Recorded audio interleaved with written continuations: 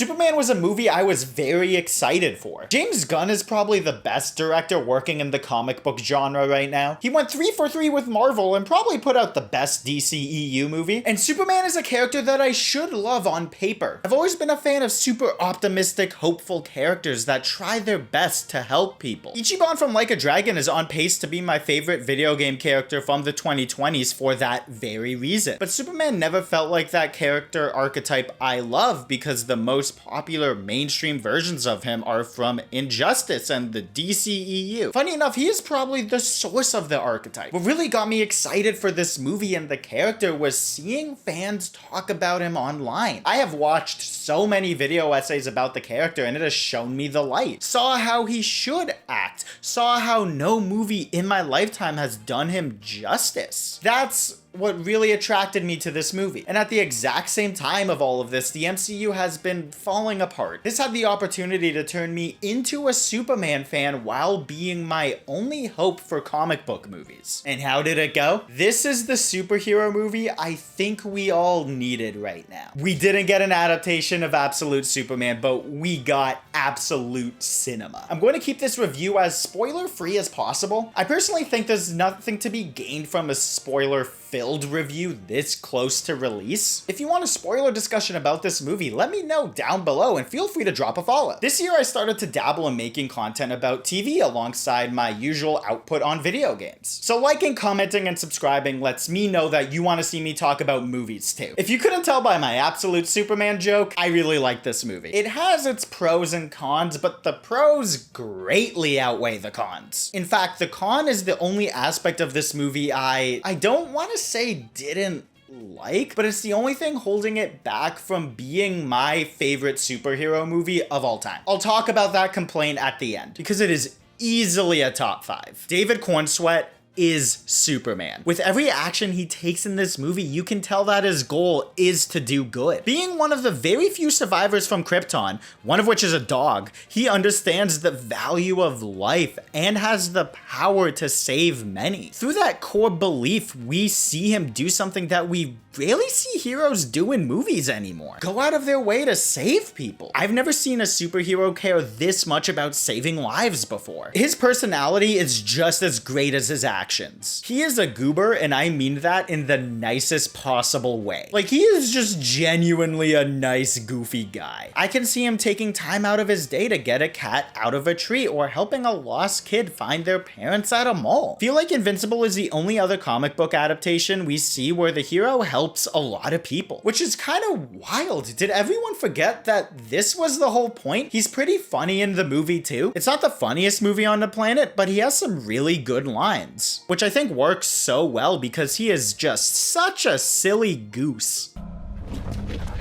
What the hey, dude? It's very close to being my favorite performance from a lead in a superhero movie. I really like the arc he went on too. It would have been nice if we got to see him transform more throughout the movie, but I really like where he ends it. I loved this version of the character. I found myself smiling throughout so much of the movie because it carries a good energy. It may not be the funniest superhero movie James Gunn made, but the comedic moments are solid and natural enough that it will leave you with a smile. It doesn't come off as MCU quippy. It felt like how people joke with each other in real life, which is huge for me. It also helps that the chemistry with the cast is on point. Rachel Brosnahan crushes it as Lois Lane. Her and Clark especially have fantastic chemistry, resulting in a perfect outgoing big city girlfriend with the timid country boyfriend dynamic. They feel like they had different but still somewhat similar childhoods that led them to the same values and morals. I kind of wish we got to see more of them together, but I love how much she does on her own. She does the most I've ever seen a love interest do in a superhero movie, to the point that I feel like using the term love interest diminishes her role in it. She is an integral part of the story because she takes an active role throughout the whole thing. Looking back on it now, she might be one of my favorite parts of the movie. Guys, I think I might be a Superman fan now. But with Clark being so likable, it's tough competition for my favorite part of the movie. And I haven't even talked about Lex yet. In an interview before the movie's release, James Gunn said that Lex sees Superman exactly how artists see AI art. something that will hold humanity back from progressing and is a net loss. Coming out of this as an artist who hates AI, I am not hating to my full potential. If that is the level of hate I should be having for AI art, I am not there yet. Nicholas Hoult is a generational hater in this. Like, it is Hendrick levels, man, and it is so fun to watch. His performance was genuinely wild. I loved it so much. Much like every character in this movie, it's refreshing to see him done so well for once in my life. I'm sorry that I keep throwing jabs at the live-action Superman movies that came before this, but they destroyed my perception of these characters and made me think they were boring. It took comic fans and a few friends of mine years of screaming from the rooftops that these are not accurate representations of these characters for me to give this movie a chance. And I'm happy they did, because if this came out in like 2017, 2018, I don't think I would have watched it. After I came out of BVS, I swore off DC movies. The rest of the supporting cast is great too. The Justice Gang are fun characters. Nathan Fillion as Guy Gardner is a blast. He's just such a jackass. I love him. Isabella Merced crushes it as Hawk Girl. I wish she got to do a bit more. She felt like the most underutilized character. Eddie Grethegi,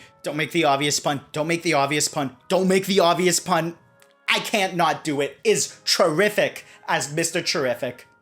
Damn it. I heard going into the movie that he had the best fight, and everyone was right. Guys, you know I'm a sucker for one takes. One issue that I do have that I did kind of mention with Hawk Girl is that there are so many characters in this movie that I wish we got to spend more time with a lot of them. Jimmy Olsen, the whole Daily Planet crew in general, the Kents, the engineer, Lex's little gamer squad, the Superbots, and Crypto were all fantastic in what little screen time they had. And I'm now just realizing I didn't add Metamorpho to that list, showing how many characters are in this movie. Crypto I loved so much in this movie because he perfectly encapsulates how chaotic a poorly trained dog can be, and how much worse that is if the dog has superpowers. The whole score is fantastic, and I loved the color palette of the movie. I hate how bland Hollywood has been going with color palettes lately, so it's so refreshing seeing such a vibrant movie. The CG can be a little rough at times, but those poor artists are overworked as hell, so I'm not going to get mad at it. The cinematography does make up for the CG. It's rare to have a really well shot superhero movie nowadays, and even rarer to have one with any visual style whatsoever. So it is very refreshing to see more effort put into the look of a movie. The flying was exhilarating in it. Hell, even the mid-air fights are good and have a lot of weight to them because of the camera work. But I think the best thing that this movie does is how it's made fans feel. Because it's not just people enjoying seeing Superman go out of his way to save people and animals. Guys, he saves a squirrel in the movie. Lois having an active role in the movie and not being bait for Superman. And Lex putting on some truly amazing rage baiting because he hates this man so much. It's the decades that fans waited for a movie to do all of these things in live action again. Waited to see a solid response to the MCU. Waited to see a truly good movie that wasn't Batman related or adjacent. I've seen so many DC fans on TikTok celebrating how good the movie is. There was so much on the line with this. Like, it really felt like DC's last chance to do anything unrelated to Batman. And all fans could do was hope that it was going to work, which is perfect for a Superman movie. And the response from fans is actually super heartwarming. I've never seen such a starved fan base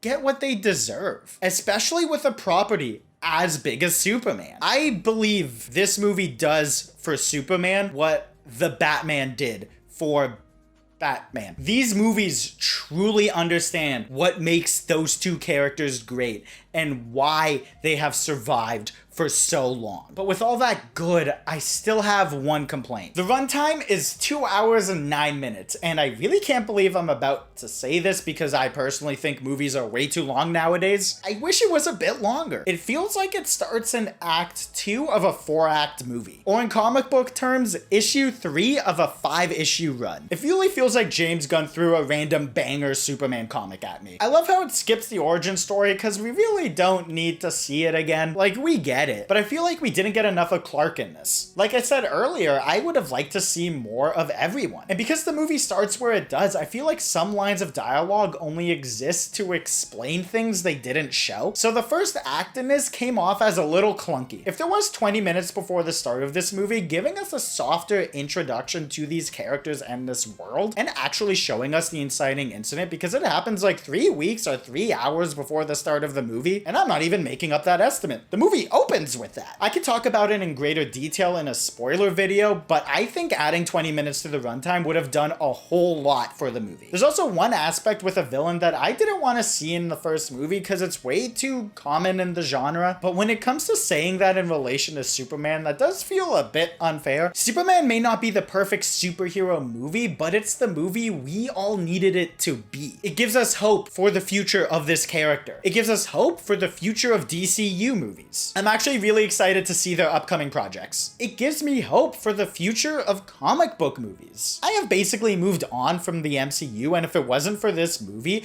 I would have completely moved on from this genre that I love. Like, it really seemed like I was only going to watch Invincible and no superhero movies anymore. It's like what I said, I think in my season 3 review of Invincible, people aren't tired of cape shit. They're tired of cape shit. Side note, James Gunn talking about superhero fatigue really vindicated that take. Superman is incredibly enjoyable. I had a smile on my face the entire time. It's unapologetically comic booky and unapologetically Superman. It is this generation's Sam Raimi Spider-Man. It is the shot in the arm that this series and genre needed. I am fully on board with what DC has planned now. Not because they're building towards something massive, but because I think we're getting good projects, which is infinitely more important to me. I think the chase for the endgame high again is what's ruining Marvel. They are ignoring the importance of singular projects, and this is what James Gunn also said. Damn it! Oh my god, I'm so on board with what he's doing.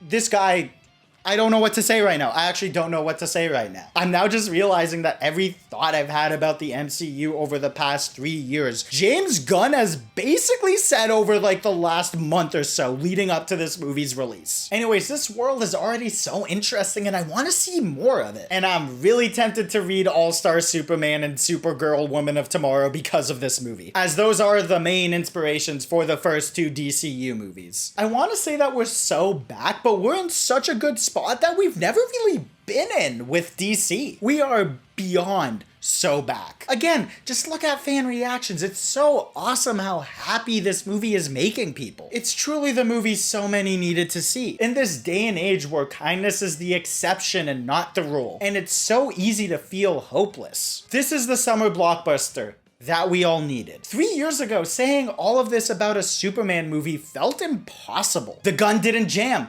The gun went off. The gun was loaded. The gun was a nuke. However you want to say it, James Gunn and his team popped off and delivered a very entertaining 4 out of 5. I was pretty close to giving it a 3.5, but the more I think about this movie, the more I like it, and I really want to go see it again. I think I'm going to start my DC arc now. I really want to see more of these characters. Catch me reading All-Star Superman or starting the DCEU. If you want a spoiler discussion, let me know in the comments or by liking and subscribing. I would love to start discussing DC as a possible new fan, especially if I pick up and end up loving All-Star Superman. Do you agree? Think I'm an idiot? Comment down below.